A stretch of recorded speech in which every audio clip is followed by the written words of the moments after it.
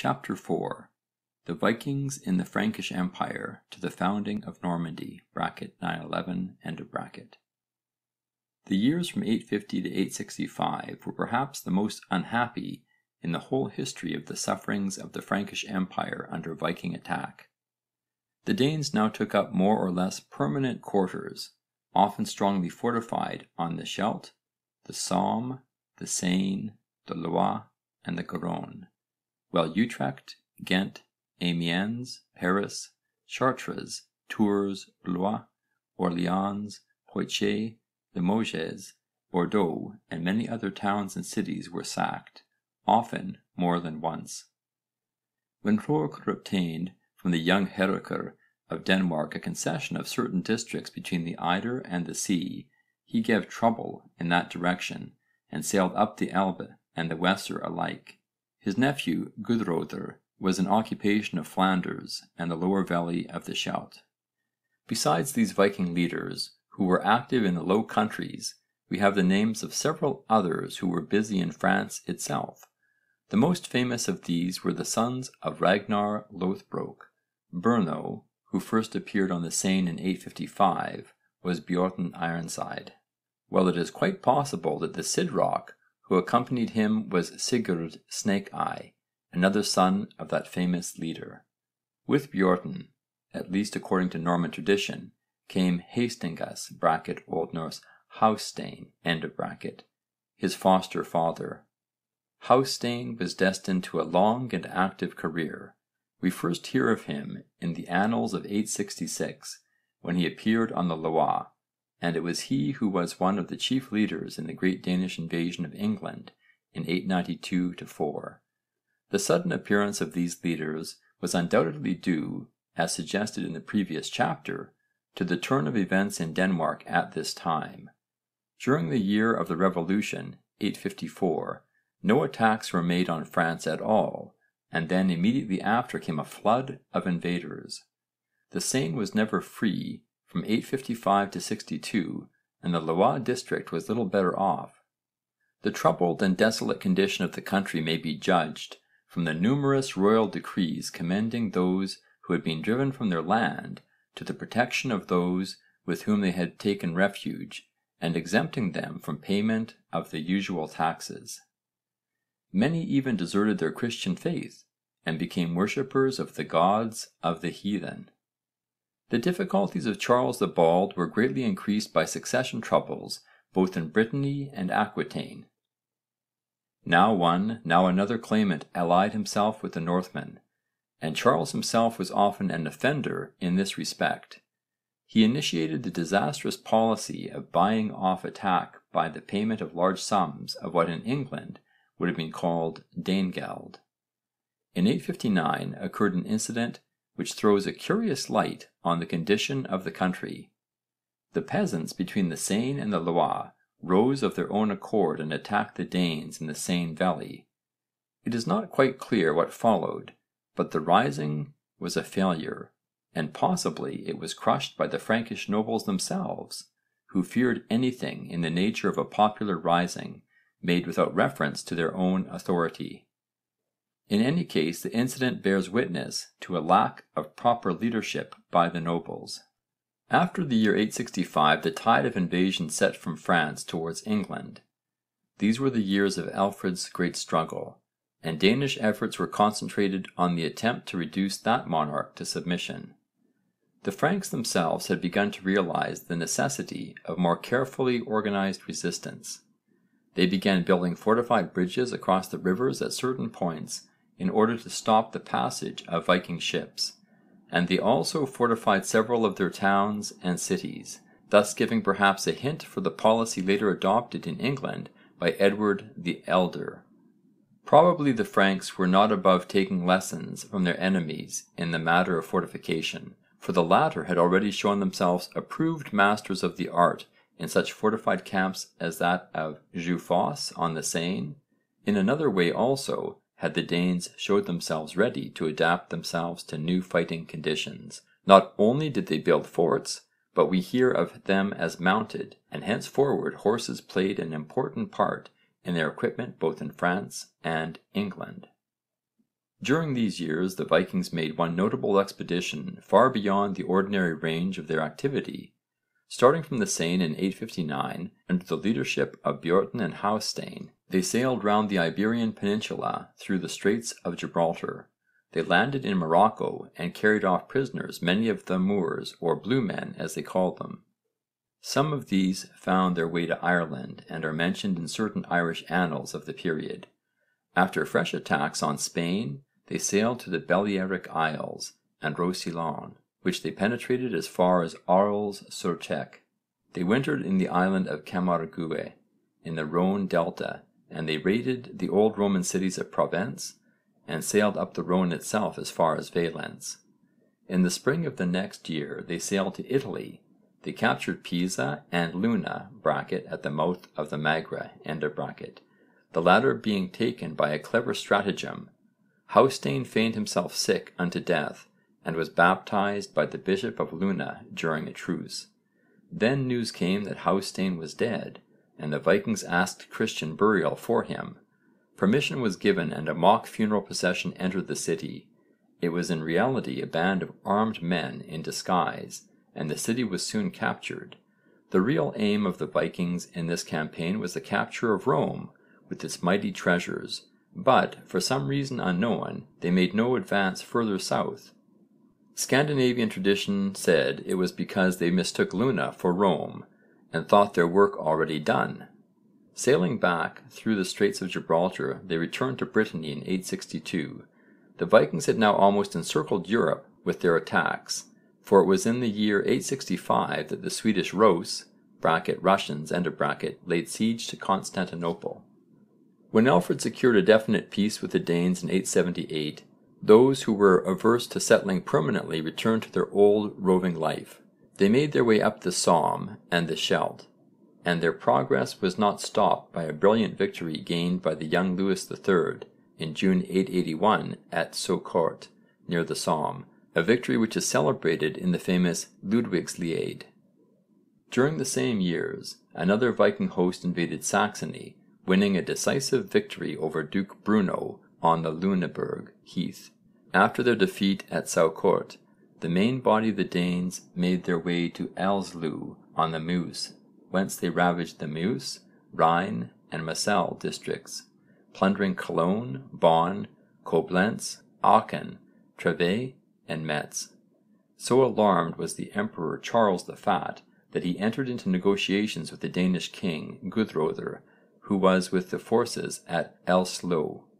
He secured Guðröðr's acceptance of Christianity and the promise of security from further attack at the price of a large payment of Danegeld and the concession to Guðröðr of the province once held by Hroekur, with large additions. The exact extent of the grant is uncertain, but it included the district of Kinem round Alkmaar and Haarlem and probably covered the greater part of modern Holland from the Vlie to the Scheldt. Here Guðröðr lived in semi-independence and might perhaps have established another Normandy within the empire had he not been ruined by too great ambition. He entirely failed to defend his province from attacks. Indeed, he probably gave them covert support. He intrigued with Hugo, the bastard son of Lothair II, against the emperor, married his sister Gisla, and then asked for additional territories on the Rhine and the Moselle, on the plea that his own province included no vine-growing districts. Guðröðr had now overstepped all reasonable limits. The emperor entered into negotiations with him, but secured his death by treachery when a meeting was arranged near Cleve. With the fall of Guðröðr, Danish rule in Frisia came to an end, and though we hear of isolated attacks even during the early years of the 10th century, there was no more serious trouble in that district. In the autumn of 882, encouraged doubtless by the news of the death of Louis III, the Danes returned from the Meuse to Flanders, and during the next 3 years ravaged Flanders, Brabant and Picardy, establishing themselves strongly at Louvain. In 885 they abandoned these districts and sailed up the Seine, after a 9 years' absence. In November they reached Paris with a fighting force of some 30,000 men and a fleet of 700 vessels.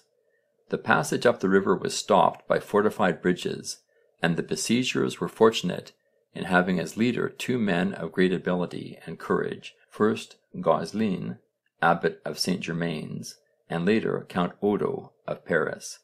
The position of Paris was at times desperate. The Danes were exasperated by the stout defence, and in their eagerness to plunder further up the river dragged many of their ships some 2 miles overland past Paris, and so reached the upper waters of the Seine. Later, as the result of peaceful negotiations, they obtained permission to pass the bridges on condition that they only ravaged Burgundy, leaving the Seine and Marne districts untouched. Thus had the provinces of the Frankish Empire lost all sense of corporate union.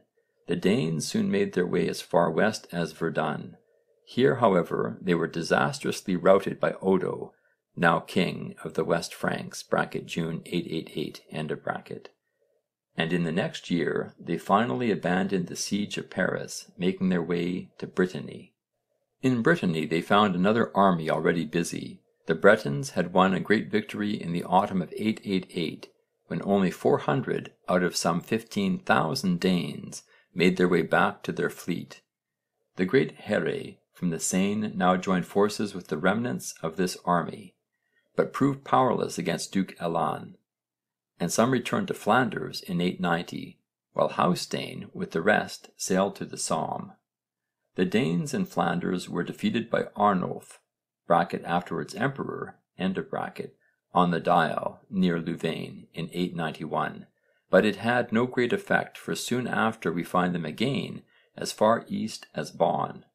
A bad harvest in the summer of 892 brought famine in its train, and this was more effective in ridding the land of invaders.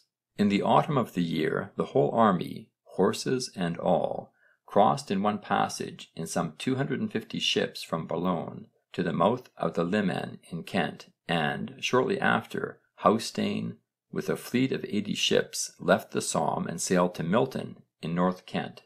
The story of the campaigns there has already been told. For the first time since 840 the Frankish Empire was free from invaders. Grievous as were the losses of the Franks, it is well to remember that those of the Danes had been great also. Their fleet had been reduced from 700 to 250 ships, and as the whole army could still go to England in one crossing, that must also have been reduced from 30 to 10 or 15,000 men. When the English invasion had failed, those who could not settle in England returned to their French haunts once more. A small force of 8 ships and some 200 men sailed up the Seine under one Huncdeus, and gradually their numbers were increased by fresh arrivals from abroad. They made their way north to the Meuse, south to the Loire and east to Burgundy, but their headquarters were on the lower waters of the Seine. In 903 other invaders appeared on the Loire under leaders named Bareit (Old Norse Barður) and Herric (Old Norse Erikr). The name of Barthur is mentioned more than once in the contemporary history of the Norsemen in Ireland, and as the Norsemen were driven from Dublin in 902, it is probable that these invaders came from there. The expedition was not a success, and the Vikings soon sailed away again. Of the history of the settlers on the Seine after 900 we unfortunately know practically nothing. The Norman historian Dudo attempted in the 11th century to give a connected account, but his narrative is confused and unreliable. Otto was dead and Charles the Simple was more interested in conquering Lorraine than defending Neustria. The clergy were wary of the ceaseless spoiling of the monasteries and anxious for the conversion of the heathen, while the nobles were, as usual, selfish and careless of the interests of the country at large.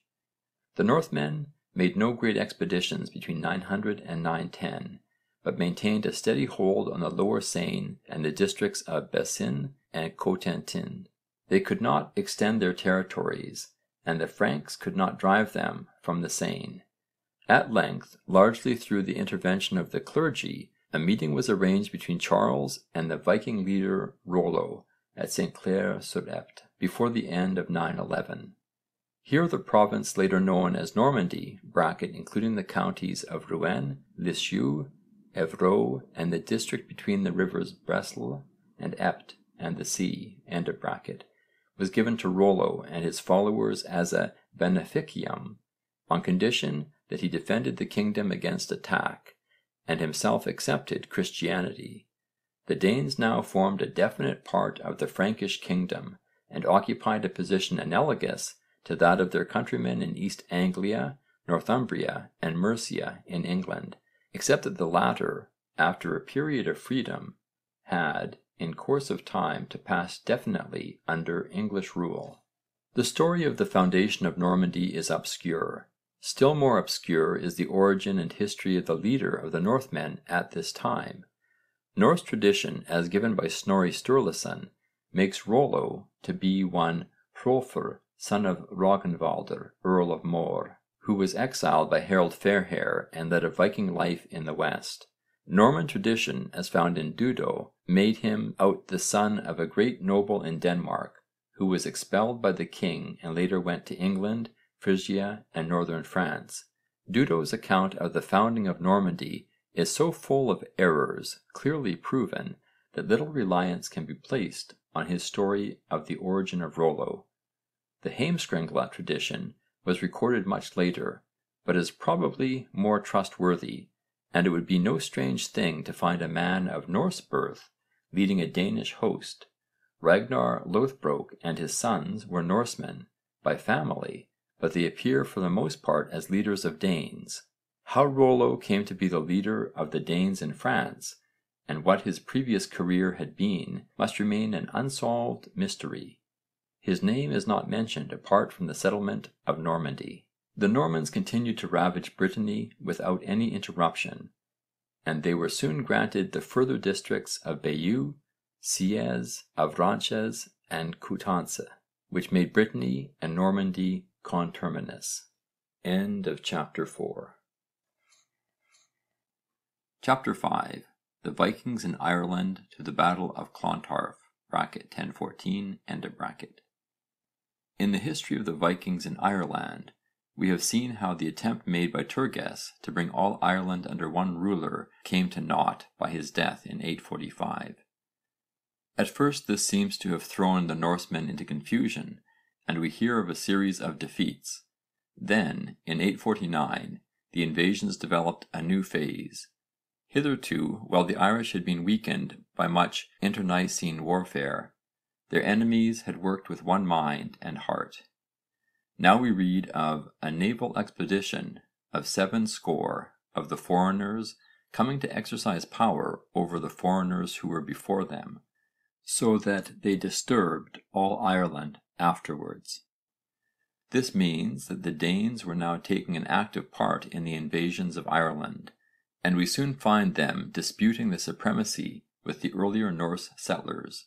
A full and picturesque account of the struggle is preserved for us in the second of the 3 fragments of Irish annals copied by Dugald MacFirbis. Unfortunately, the chronology of these annals is in a highly confused state and it is often difficult to trace the exact sequence of events. When the Norsemen first saw the approaching fleet they were much alarmed. Some said it was reinforcements from Norway, but others with keener insight said they were Danes who were coming to harry and plunder. A swift vessel was dispatched to find out who they were, and when the steersman called out to them inquiring from what land they came and whether as friend or foe, the only answer was a shower of arrows. A fierce battle ensued, in which the Danes killed thrice their own number and carried off the womenfolk and property of the Norsemen. In 851 they plundered the Norse settlements at Dublin and Dundalk, but in the next year the Norsemen attacked them in Carlingford Lough. At first the Danes were defeated, but then their leader cunningly exhorted his men to secure by their prayers and alms the patronage of St. Patrick, who was incensed against the Norsemen because of the many evil deeds they had wrought in Erin. The battle was renewed and the Danes were victorious. After the battle they made rich gifts to St Patrick, for the Danes were a people with a kind of piety. They could for a time refrain from meat and from woman. After the fight we learn that the Danes cooked their meat in cauldrons supported on the bodies of their dead foes. The Danes now helped Cerbhal, king of Ossory, against the Norsemen who were harrying Munster, and henceforward we hear again and again how the various Irish factions made use of the dissensions among the invaders to further their own ends. Matters were further complicated by the fact that many of the Irish forsook their Christian baptism and joined the Norsemen in their plundering. These recreant Irish were known as the Gael Gaedhil (i.e. the foreign Irish), and played an important part in the wars of the next few years. The Gael Gaedhil were undoubtedly a race of mixed Norse and Gaelic stock, and we must not imagine that they sprung suddenly into existence at this time. Long before this the Norsemen and the Gaels must have had considerable peaceful intercourse with one another in their various settlements, and in accordance with well-established Scandinavian custom it would seem that many of the Irish were brought up as foster children in Norse households and must soon have learned to accept their religion and customs. There was also extensive intermarriage between Norsemen and Irish. The annals speak of several such unions, the most famous being the marriage of Gormflaith, afterwards wife of Brian Boruma, to Anlaf Sihtricsson. While in the genealogies of the Norse settlers in Iceland at the end of this century, Gaelic names are of frequent occurrence. One of the most famous of the leaders of these foreign Irish was Ketil Finn (i.e. the White), a Norseman with an Irish nickname. These foreign Irish fought either by the side of the foreigners or on their own account, and we have an interesting story telling how, when Vikings from Ireland made an invasion of Cheshire (circa 912), Aethelflæd, the Lady of the Mercians, sent ambassadors to those Irish who were fighting on the side of the invaders, calling upon them to forsake the pagans and remember the old kindness shown in England to Irish soldiers and clergy. The troubles between Norsemen and Danes were probably responsible for the arrival in Ireland in 853 of Amhlaib, son of the king of Norway, to receive the submission of the foreigners. This Amhlaib is Olaf the White of Norse tradition. Olaf is represented as ruling together with his brother Imhar (Old Norse Ivar). The annals are not very good authority for the relationship of the Norse leaders to one another, and it is quite possible that Ivar is really Ivar the Boneless, son of Ragnar Lothbrok. Under the strong rule of Olaf and Ivar, Dublin became the chief centre of Scandinavian rule in Ireland, and the Danes and Norsemen were to some extent reconciled to one another. The Irish suffered great losses, but some brave leaders were found to face the Norsemen. Cennedigh, king of Lakes (Queen's County), came upon a party of them laden with booty. They abandoned the spoil and rushed upon Cennedigh with angry barbarous shouts, blowing their trumpets and many of them crying Nui, Nui (i.e. probably in the Old Norse speech Canui, Canui, hasten on, hasten on). Many darts and spears were thrown, and at last they took to their heavy powerful swords. All was however of no avail, and Cennedigh won a great victory. Less fortunate was Maelciarain, champion of the east of Ireland and a hero plunderer of the foreigners. He was expelled from his kingdom by the Leinstermen, who envied him in consequence of his many victories over the Norsemen. The activities of Olaf and Ivar were not confined to Ireland. In 866 Olaf paid a visit to Scotland, while in 870 both Olaf and Ivar were present at the siege of Dumbarton. If Ivar is Ivar the Boneless, he must then have gone to England and taken part in the martyrdom of St Edmund. In the next year both leaders returned to Dublin with a large number of prisoners, English, Britons and Picts. In 873 Ivar, king of the Norsemen, of all Ireland and Britain, died, and about the same time Olaf returned to Norway, possibly to take part in the great fight against Harold Fairhair at Hafrsfjord. The Danes seem to have taken advantage of the removal of Olaf to attempt to throw off the Norse yoke. Fresh fighting took place and the Danes under Albdan, i.e. Halfdanr, king of Northumbria, were defeated on Strangford Lough in 877 with the loss of their leader. After 877 the War of the Gaedhil with the Gael notes a period of rest for Ireland, lasting some 40 years. This is true to the extent that no large fleets of fresh invaders seem to have come to Ireland during this time. The Vikings were too busy elsewhere, both in England and the Frankish Empire, but there were occasional raids from Dublin, Cork, Limerick, Waterford and other towns into various districts of Ireland, and the Norsemen were often at variance amongst themselves. Dissensions in Dublin were particularly violent, and so much did they weaken Norse rule there that in 902 Dublin fell into the hands of the Irish. The Vikings were driven abroad, some going to Scotland and others to England, where they besieged Chester. In the year 914 all the old troubles were renewed. Rögnvaldr, a grandson of Ivar, fresh from a great victory off the Isle of Man, captured Waterford, and 2 years later Sigtryggr, another grandson of Ivar, regained Dublin. The Irish attempted resistance under the Ardri Niall Glundubh, but he fell with 12 other kings in a fight at Kilmagshogue near Dublin in 919.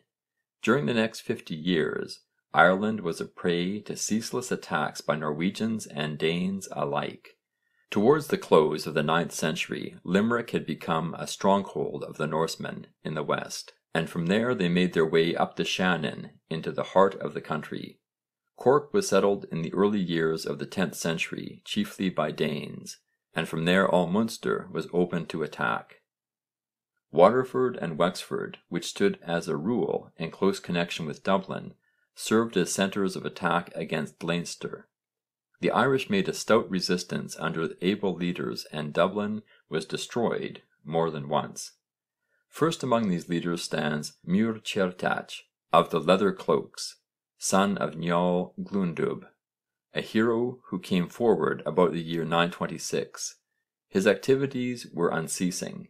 He repeatedly attacked Dublin, took a fleet to the Hebrides where he defeated the Vikings, gaining much spoil, and finally in 941 made a circuit of Ireland, from which he brought back as hostages many provincial kings, including the Norse ruler of Dublin. More famous still in Irish song and story was Cailachan of Cashel. He made war against the Vikings in Munster and for a time had the Norse kingdom of Waterford under his control. Similarly he conquered Limerick, and we find him fighting side by side with Norsemen from both these towns. During these 50 years the Norse kingdom in Dublin stood in close relation with the Scandinavian kingdom of Northumbria. Rögnvaldr, who died in 912, ruled there and so did his brothers Sigtryggr (died 927) and Guðröðr (or Godfrey) died 934). The brothers left sons known respectively as Anlaf Sihtricsson and Anlaf Godfreyson. The latter took part in the great fight at Brunanburh and died in 939. Anlaf Sihtricsson was destined to a longer career. He would seem to have spent his early years in Scotland, where he married King Constantine's daughter. It is uncertain whether he fought at Brunanburh, but he came to Northumbria in 941 and captured York. He was expelled from Northumbria in 944 or 945 and retired to Dublin, and the rest of his life was chiefly spent in fighting in Ireland. He was in close alliance with the Norsemen in Man and the Western Islands, and was for some 30 years the most powerful Norse ruler in Ireland. Then came the first great blow to Norse rule in Ireland. In 980 Maelsechlainn II, the Ardri, won a great victory at Tara over the foreigners of Dublin and the islands in which Anlaf's son was slain. The power of the kingdom of Dublin was effectually broken. The Norsemen were compelled to liberate all the hostages in their custody, to pay a fine of 2,000 oxen and to remit the tribute which they had imposed on all Ireland from the Shannon eastward to the sea. Anlaf abandoned his authority and retired on a pilgrimage to Iona, where he died in the same year an inmate of its monastery. In the meantime events, fraught with important consequences for Norse rule in that country, were gradually developing in a distant quarter of Ireland. In the province of Munster the Dalcassian line of princes first comes into prominence about the middle of the 10th century, and the two most famous of these princes were the brothers Mathgamhain and Brian, commonly known as Brian Borumha. Together the brothers conquered Munster in spite of the support given to the Irish by the Viking settlers, and when their success aroused Ivar, the ruler of Limerick, they attacked him and won a great victory at Sulcoit near Tipperary (968). Limerick was captured, Mathgamhain died in 976, and Brian was soon acknowledged king of all Munster. He next became master of Leinster, but his rapid advance brought him into conflict with the Ardrí, and by a compact made in 998 Maelsechlainn practically surrendered the southern half of Ireland to Brian. The ruler of Dublin at this time was Sigtryggr of the Silken Beard, son of Onlaf and Gormflaith, sister of Maelmordha, king of Leinster. In 1000 Leinster, with the support of the Norsemen in Dublin, revolted, but Brian defeated them and captured Dublin, giving his daughter in marriage to Sigtryggr and himself marrying Gormflaith. In 1002 Maelsechlainn submitted to Brian, and the latter became Ardrí. There followed 12 years of peace, but Brian's marriage with Gormflaith was his undoing. Quarrelling with her husband, she stirred up Maelmordha of Leinster against him. An alliance was formed between Maelmordha and Sigtryggr, and Gormflaith dispatched embassies to all the Viking settlements in the west, summoning them to the aid of Sigtryggr in a great fight against Brian. Sigtryggr secured the help of Earl Sigurd of the Orkneys and North Scotland by promise of the kingship of Dublin. Ships came from all parts of the Viking world, from Northumbria, from Man and the Western Islands, from Scotland and the Orkneys, and even from Iceland. Dublin was fixed as the trysting place, and Palm Sunday 1014 was to be the time of meeting. Brian mustered all the forces of Munster and Connacht, and was joined in half-hearted fashion by Maelsechlainn, who was really waiting to see which way the fortunes of war would turn. Brian advanced into the plain of Fingal, north of Dublin, and the two armies faced one another at Clontarf all Passion Week. The Norsemen had learned by magic incantations that if the fight took place before Good Friday, their chiefs would perish and their forces be routed, while if the fight took place on Good Friday, Brian himself would perish, but the Irish would win the day. So they waited until the Friday, and then made their attack. The fight was long, and the slaughter was terrible. Brian and Sigurd were themselves numbered among the slain. In the end the Norsemen were defeated, and Maelsechlainn completed their discomfiture when he cut down the fugitives as they tried to cross the bridge leading to Dublin and so reached their ships. No fight was more famous in Irish history, and it seems to have appealed with equally strong force to Scandinavian imagination. Clontarf and Brunanburh are the two great Viking battles which find record in Scandinavian saga, and in the story of Burnt Njal we have a vivid account both of the actual battle and of the events leading up to it. Yet more interesting perhaps is the old lay preserved to us, the Song of the Valkyries, who that same day were seen in Caithness, riding 12 together to a bower where they set up a loom of which men's heads were the weights, men's entrails the warp and woof, while a sword was the shuttle and the reels were arrows. They wove the web of war and foretold the fate of King Sigtryggr and Earl Sigurd, as well as the sharp sorrow which would befall the Irish. The Norse world was full of this and like portents, and there can be no question that the Vikings were themselves conscious that the Battle of Clontarf marked a very definite epoch in the history of the Vikings in the West, and in Ireland more particularly. The Norsemen remained in possession of their cities. Sigtryggr continued as king of Dublin, but gradually the fortunes of the Norse settlers tended to become merged in the history of the nation as a whole, and there was no further question of Scandinavian supremacy in Ireland. End of chapter 5. Chapter 6. The Vikings in the Orkneys, Scotland, the Western Islands and Man. When the Vikings sailed to England and Ireland in the late 8th and early 9th centuries, their most natural path was by the Orkneys and Shetlands and round the Western Islands of Scotland.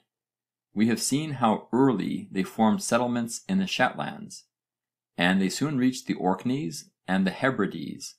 From the Orkneys they crossed to the mainland, to Sutherland and Caithness. The very names bear witness to Scandinavian occupation, while Galloway (i.e. the land of the Gyle Gaedhil) was settled from the Isle of Man. Already in the 9th century the Norse element in the Hebrides was so strong that the Irish called the islands Insi Gall (i.e. the islands of the foreigners), and their inhabitants were known as Gyle Gaedhil. The Norsemen called the islands Suðuroyar (i.e. southern islands), in contrast to the Orkneys and Shetlands, which were known as Norðreyjar, and the name survives in the composite bishopric of Sodor and Man, which once formed part of the archdiocese of Trondheim in Norway. The Isle of Man was plundered almost as early as any of the islands of the west, and it was probably from Man that the Norse settlements in Cumberland and Westmorland were established. Olaf the White and Ivar made more than one expedition from Ireland to the lowlands of Scotland, and the former was married to Audr, the daughter of Kettle Flatnose, who had made himself the greatest chieftain in the Western Islands. After the battle of Hafrsfjord, when Harold Fairhair had finally crushed his rivals in Norway itself, so powerful were the Norse settlements in the west that he felt his position would be insecure until he had received their submission. Accordingly he made a great expedition to the Shetlands, Orkneys and the west coast of Scotland, fulfilled this purpose and entrusted the northern islands to Sigurd, brother of Rögnvaldr, Earl of MAWER, as his vassal. The history of the Norse settlements in the Orkneys is well and fully told in the Orkneyingasaga. The first Orkney earl was the above named Sigurd. He entered into an alliance with Thorstein the Red, son to Olaf the White, and together they conquered Caithness and Sutherland, as far south as the river Oikel on the borders of Ross and Cromarty. Sigurd's son Einar, known as Turf Einar because he first taught the islanders to cut peat for fuel, founded a long line of earls of the Orkneys. He had a quarrel with Harold Fairhair, and when that king imposed a fine on the islanders for the murder of his son and the farmers could not pay it, Einar paid it himself, on condition that the peasants surrendered their óðal rights, i.e. their rights of possession in the lands they cultivated. Turf Einar's son Sigurd the Stout was the most famous of all the Orkney earls, renowned both as warrior and poet. He conquered Sutherland, Caithness, Ross, Moray, Argyll, the Hebrides and Man, securing the support of the men of Orkney by giving them back their óðal. He married a daughter of Malcolm, king of Scotland, and met his end, as we have already seen, fighting on the side of the heathen Norsemen in the Battle of Clontarf in 1014. After this, the power of the Orkney earls declined. The Norse line of earls was replaced by one of Scottish descent in 1231, but the islands did not pass definitely to the Scottish crown until the 15th century. Of the Norse settlements in the Hebrides we have no such definite or continuous record. Mention is made in Irish annals of the middle of the 9th century of a king in the Hebrides, one Guðröðr, son of Fergus, whose very name shows him to have been one of the Gyle Gaedhil. Ketilfinn was another such. In the latter half of the 9th century, Kettle Flatnose was the chief Norse leader in the Hebrides, until his power was destroyed by Harold Fairhair. Many of the settlers then betook themselves to Iceland, the most famous of them being Auðr the Deep-thoughted, widow of Olaf the White and daughter of Ketil. Norse rule was all powerful during the 10th and 11th centuries. There was a line of kings, but we find ruling side by side with them certain officers known as lawmen, while in the late 10th and for the greater part of the 11th century the Hebrides were under the sovereignty of the Orkney earls. Norse rule in the Hebrides did not finally come to an end until 1266, when Magnus Hákonsson, king of Norway, renounced all claims to the islands. The early history of the settlements in Man is equally obscure. At first the island suffered from repeated raids, then about the middle of the 9th century it passed under the authority of the kings of Dublin, and remained so until, with the Hebrides and western Scotland generally, it was conquered by Sigurd the Orkney Earl. From the Orkney Earls it passed to the great conqueror Godred Crovan, the king of Gori or Ori of Manx tradition, who came from the Hebrides, and his successors down to the cession of the islands in 1266 were known as Kings of Man and the Isles. Of the details of the settlement of the Scottish mainland of Caithness, Sutherland and Galloway, of the occupation of Cumberland and Westmorland, we know almost nothing, but when we speak later of Norse influence in these districts we shall realise how strong was their hold on them.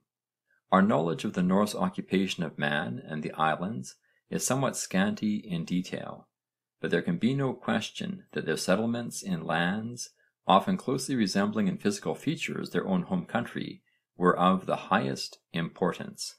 End of chapter 6. Chapter 7. The Vikings in Baltic lands and Russia. The activities of the Northmen during the Viking Age were not confined to the lands west and south of their original homes. The Baltic was as familiar to them as the North Sea.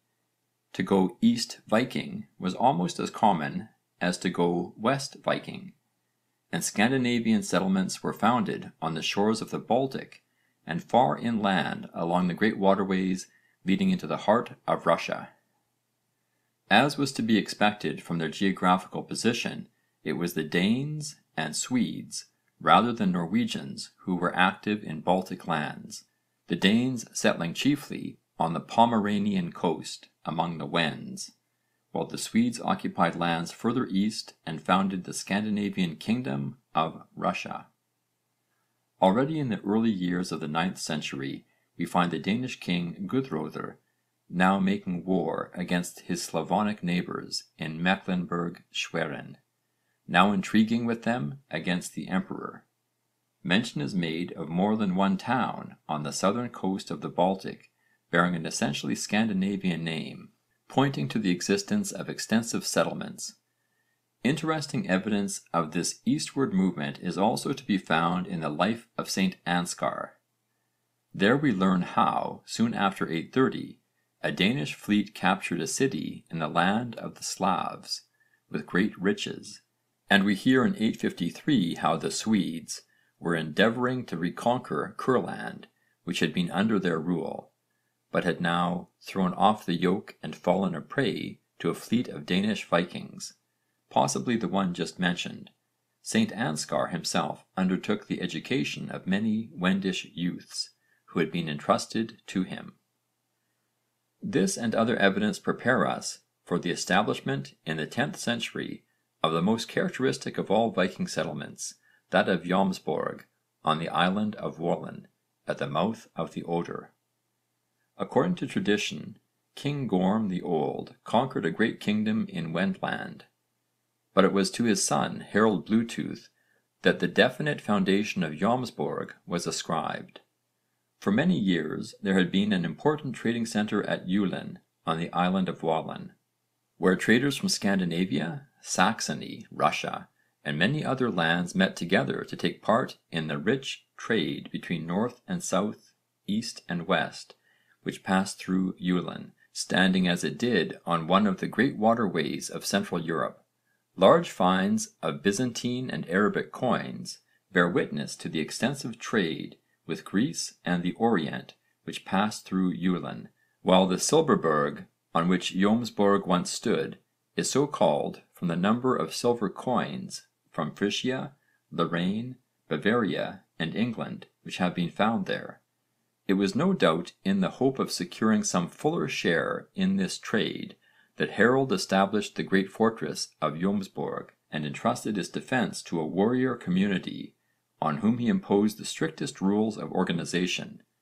The story of the founding of Jómsborg is told in the late and untrustworthy Jómsvikingasaga, but, while we must reject many of the details there set forth, it is probable that the rules of the settlement as given there are based on a genuine tradition, and they give us a vivid picture of life in a Viking warrior community. No one under 18 or over 50 years of age was admitted to their fellowship, and neither birth nor friendship, only personal bravery, could qualify a man for admission. No one was allowed to continue a member who uttered words of fear, or who fled before one who was his equal in arms and strength. Every member was bound to avenge a fallen companion as if he were his brother. No women were allowed within the community, and no one was to be absent for more than 3 days without permission. All news was to be told in the first instance to their leader, and all plunder was to be shared at a common stake. The harbour of Jómsborg could shelter a fleet of 300 vessels and was protected by a mole with 12 iron gates. The Vikings played an important, if stormy, part in the affairs of the 3 Scandinavian kingdoms in the later years of the 10th and the early 11th century. Many of them came to England in the train of King Svein, while Jarl Thorkel was for a time in the service of Ethelred the Unready. The decline of Jómsborg as a Viking stronghold dates from its devastation by Magnus the Good in 1043, but the importance of Julin as a trading centre continued unimpaired for many years to come. From Jómsborg, Harold Bluetooth's son Hákon made an attack on Samland in the extreme east of Prussia, but the real exploitation of the eastern Baltic fell as was natural to the Swedes rather than to the Danes. We have already mentioned their presence in Kurland on the Gulf of Riga, and we learn from Swedish runic inscriptions of expeditions to Samland, to the Semgali (in Kurland) and to the river Duna. The important fortified port of Seaburg was probably near to Riga, while the chief trade route from the island of Gothland lay round Cape Domesnæs (note the Scandinavian name) to the mouth of the Duna. The chief work of the Swedes was however to be done in lands yet further south, in the heart of the modern empire of Russia in Europe. The story of the founding of the Russian kingdom is preserved to us in the late 10th century chronicle of the monk Nestor, who tells us that in the year 859 Varangians came over the sea and took tribute from various Finnish, Tatar and Slavonic peoples inhabiting the forest regions round Lake Ilmen, between Lake Ladoga and the upper waters of the Dnieper. Again he tells us that in 862 the Varangians were driven over seas and tribute was refused, but soon the tribes quarrelled among themselves, and some suggested that they should find a prince who might rule over them and keep the peace. So they sent across the sea to the Varangians, to the Rus, for such is the name of these Varangians, just as others are called Swedes, Northmen, Anglians, Goths, saying that their land was great and powerful but there was no order within it, and asking them to come and rule over them. 3 brothers with their followers were chosen, the eldest Rurik (Old Norse Hrorikr) settled in Novgorod, the second in Bielozero, the third in Truvor in Izborsk. 3 years later 2 of the brothers died and Rurik took control of the whole of the settlements, dividing the land among his men. In the same year 2 of Rurik's followers, Askold (Old Norse Höskuldr) and Dir (Old Norse Diri), setting out for Constantinople, halted at Kiev and there founded a kingdom which in 882 was conquered by Rurik's successor Oleg (Old Norse Helgi) and, as the mother of all Russian cities, became the capital of the Russian kingdom. There is a certain naivety about this story which is characteristic of the monkish chronicler generally, and it is clear that, after the usual manner of the annalist who is compiling his record long after the events described, Nestor has grouped together under one or two dates events which were spread over several years, but the substantial truth of the narrative cannot be impugned and receives abundant confirmation from various sources. The earliest evidence for the presence of these Rus in Eastern Europe is found in the story of the Byzantine embassy to the Emperor Lewis the Pious in 839, when certain people called Rus, who had been on a visit to Constantinople, came in the train of the embassy and asked leave to return home through the empire. Enquiries were made and it was found that these Rus were Swedes. This would point to the presence of Rus in Russia at a date earlier than that given by Nestor, and indeed the rapid extension of their influence indicates a period of activity considerably longer than that allowed by him. These Rus or Rus soon came into relations both of trade and war with the Byzantine Empire. We have preserved to us from the years 911 and 944 commercial treaties made between the Rus and the Greeks, showing that they brought all kinds of furs and also slaves to Constantinople, receiving in exchange various articles of luxury including gold and silver ornaments, silks and other rich stuffs. The names of the signatories of these treaties are, on the side of the Rus, almost entirely of Scandinavian origin and may to some extent be shown to be of definitely Swedish provenance. About the year 950 the Emperor Constantine Porphyrogenitus, writing a tractate on the administration of the empire, describes how traders from various parts of Russia assemble at Kiev and sail down the Dnieper on their way to Constantinople. Their course down the Dnieper was impeded by a series of rapids, and Constantine gives their names both in Russian and in Slavonic form, and though the names are extremely corrupt in their Greek transcription, there is no mistaking that the Russian names are really forms belonging to some Scandinavian dialect. The Rus were also well known as warriors and raiders. In 865 they sailed down the Dnieper, across the Black Sea and made their way into the Sea of Marmora. Their fleet was dispersed by a storm, but they were more successful in 907 when Oleg with some 2,000 ships harried the environs of Constantinople and was bought off by a heavy tribute. These attacks were continued at intervals during the next century. We also find a good deal of interesting information about these Rus, as they are called, in various Arab historians.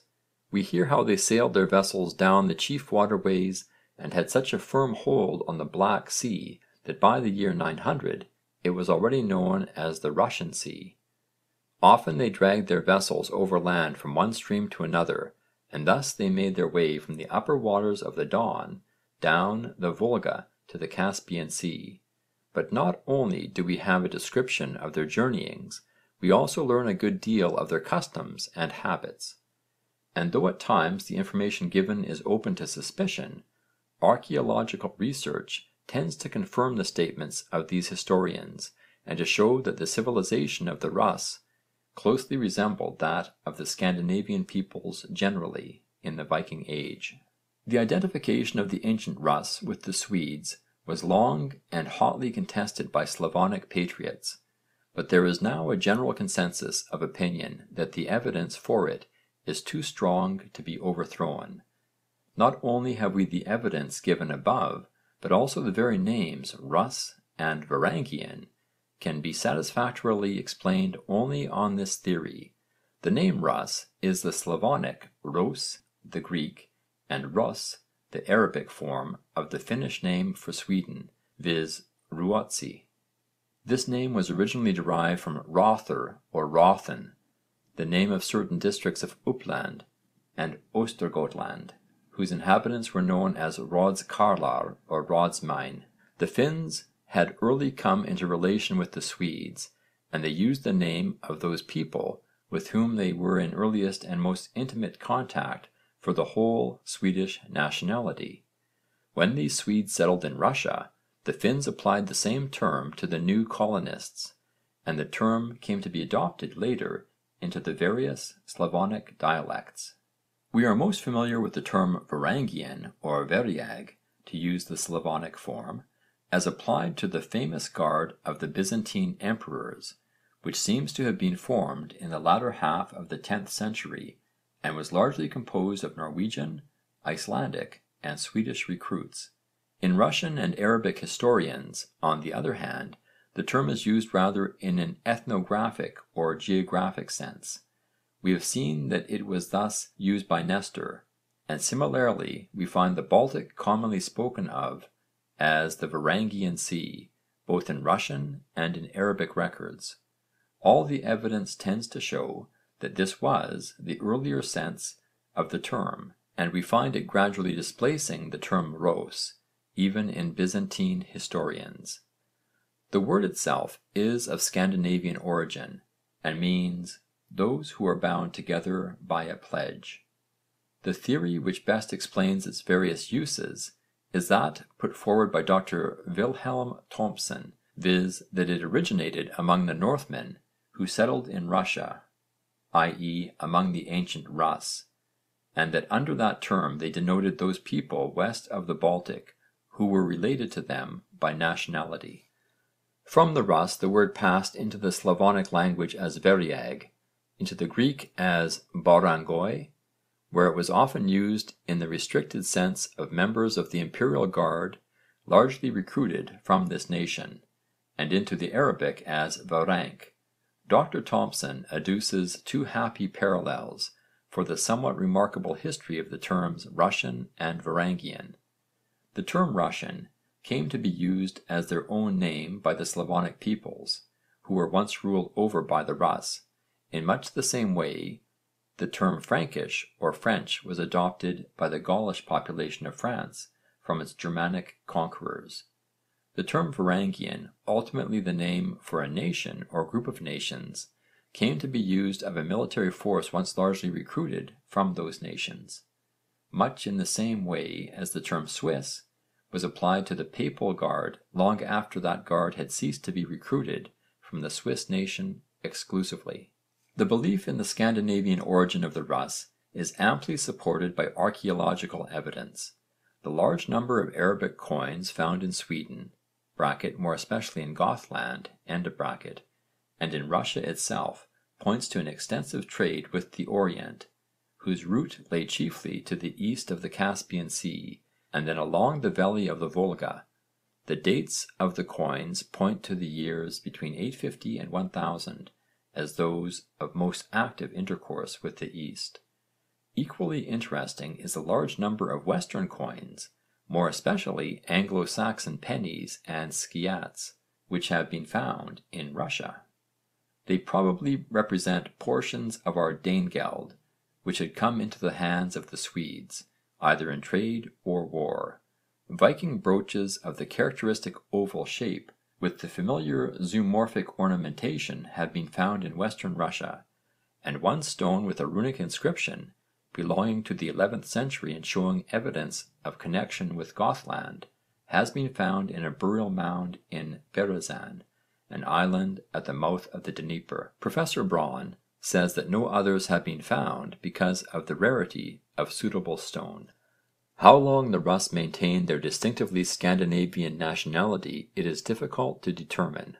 Oleg's grandson Sviatoslav bore a distinctively Slavonic name, and henceforward the names of the members of the royal house are uniformly Slavonic, but the connection with Sweden was by no means forgotten. Sviatoslav's son Vladimir the Great secured himself in the rulership of Novgorod in 980 by the aid of Variags from over the sea, and established a band of Variag warriors in the chief city of Kiev. But the Viking age was drawing to a close.